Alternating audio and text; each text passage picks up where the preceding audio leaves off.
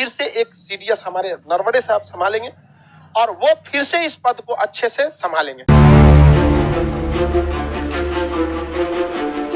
संविधान हम इतना पढ़ने के बाद आज तक ये समझ ही नहीं पाए कि ससुरा ओरिजिनल पावर है किसके पास। ये देश को इस तरह से बनाया है कि किसी के रहने न रहने से इस देश पर कोई फर्क नहीं पड़ता। हमें बहुत अफसोस है कि हमारे बीच बिपिन रावत सर नहीं रहे, लेकिन संविधान और देश को इस तरह से स्ट्रक्चर बना के गया है कि फिर से एक सीडीएस हमारे नरवणे साहब संभालेंगे और वो फिर से इस पद को अच्छे से संभालेंगे।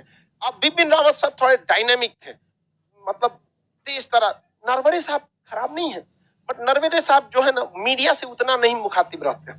वहां पे वो अंदर अंदर है, समझ में आ गया कि नहीं है, एकदम समझिए छुपा रुस्तम टाइप का। अब भाई भारतीय सेना का जिसके ऊपर मेडल लग गया, जिसके ऊपर भारतीय सेना का तमगा लग गया, उस पर अगर आप शक कर रहे हैं तो आप कोहिनूर हीरा पर शक कर रहे हैं।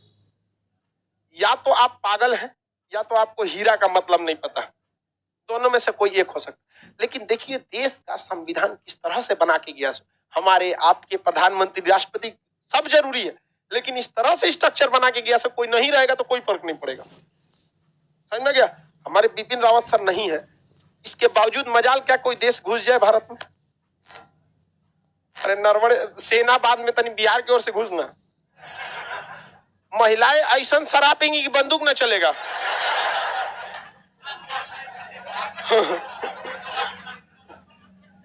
अरे ऐसा शराबी की सब गंगा जल में आधा घुस के अर्घा टाइम मिले मर जाते तो सत्र गोली उल्टा लग जाते तोरे यहाँ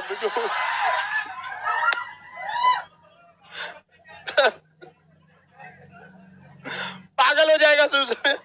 आए कभी बिहार में वापस देके चल जाएगा। सही आया तो था लाट कार्दवालिस, मर गया बक्सर में, गाजीपुर में उसको क्या किया गया था, अपनाया गया।